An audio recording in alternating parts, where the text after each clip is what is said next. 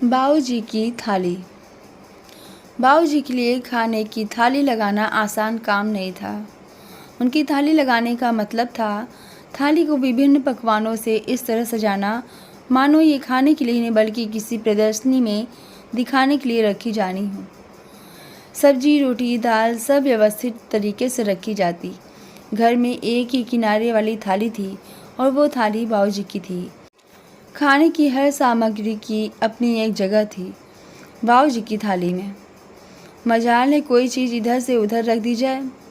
2 रोटी, उसकी एक तरफ दाल, फिर कोई भी सब्जी, थोड़े से चावल और उसके साथ कोई भी मीठी चीज़। मीठे के बिना बाबूजी का खाना पूरा नहीं होता था। पहले घर में कुछ ना कुछ मीठा बना ही रहता था और यदि ना हो तो शक्कर, घी, बूरा, मलाई कुछ भी हो, लेकिन मीठा बाबूजी की थाली में सबसे अहम चीज़ थी। और दूसरी अहम चीज़ थी पापड़। पापड़ का स्थान रोटी के ठीक बगल में होता था, जो कि लंबे समय तक नहीं बदला। बस घर के बने पापड़ की जगह बाजार की पापड़ ने ले ली थी। अचार का बाबूजी को शौक नहीं था। हाँ, कभी कभार धनिया पुदीने की चटनी जरूर ले लिया करते थे। दही बाबूजी को पसंद नहीं थी, लेकिन रायता तो उनकी जान थी, फिर चाहे वह बूंदी का हो या घिया का। और रायता थाली में पापड़ के ठीक साथ विराजमान रहता था। नई बहू को तो शुरू में बहुत दिक्कतें आईं। काफ़ी समय तक तो नई बहू को यह जिम्मेदारी दी ही नहीं गई, लेकिन फिर जब जब सासू माँ बीमार रहती थी या घर पर नहीं होती थी तो बाबूजी को खाना खिलाने की जिम्मेदारी मणि पर आ जाती। खाना बनाने में तो मणि ने महारत हासिल कर रखी थी, लेकिन बाबूजी के लिए खाने की थाली लगाने में उसके पसीने छूटने लगते। कभी कुछ भूल जाती तो कभी कुछ, और कभी कभी तो हड़बड़ाहट में कुछ ना कुछ गिरा ही देती। एक बार तो थाली लगाकर जैसे तैसे बाबूजी के सामने रखी। बाबूजी कुछ सेकंड थाली को देखते रहे, फिर समझ गए कि आज उनकी धर्मपत्नी घर पर नहीं है। फिर चुपचाप खाना खाकर चले गए। माँ जी, यह कैसी आदत डाल रखी है आपने बाबूजी को? इतना समय खाना बनाने में नहीं लगता है जितना समय उनकी थाली लगाने में लगता है। उस दिन झल्ला सी गई थी मणि। मैं क्यों आदत डालूंगी? मैं तो खुद इतने साल से उनकी आदत को झेल रही हूँ। सासू माँ ने मुस्कुराकर जवाब दिया। तो बाबूजी हमेशा से ऐसे थे? हाँ, बचपन से ही। 7 भाई बहनों में सबसे छोटे थे।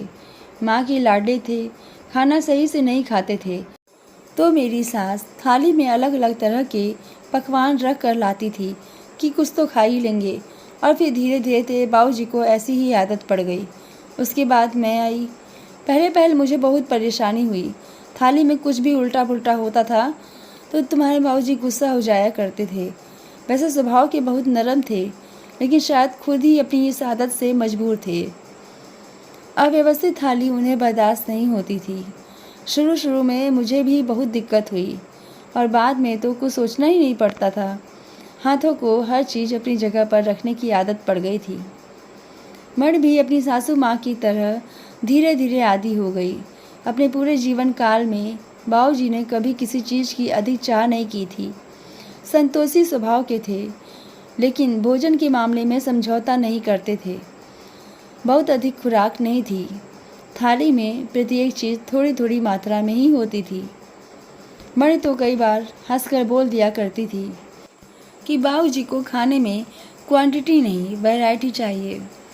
बचपन में बेटे के प्रति लाड दिखाती माँ से लेकर बुढ़ापे में अपनी जिम्मेदारी निभाती बहू तक के सफ़र ने थाली के अस्तित्व को बरकरार रखा।